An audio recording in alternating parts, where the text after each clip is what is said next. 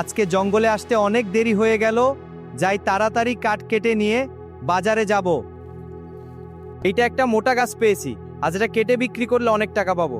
বিসমিল্লাহ।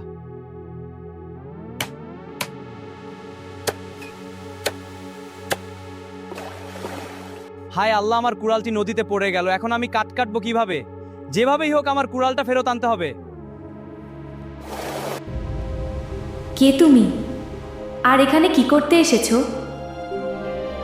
আমার কুড়ালটা নদীতে পড়ে গেছে, সেটা খুঁজতেই আমি এখানে এসেছি।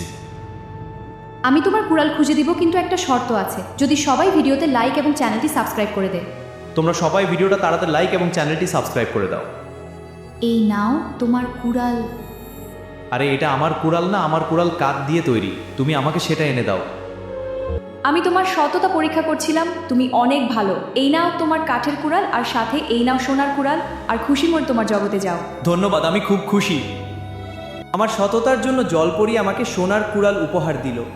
দয়া করে তোমরা জলপরির কথা রাখো, ভিডিওতে লাইক করো এবং চ্যানেলটি সাবস্ক্রাইব করো।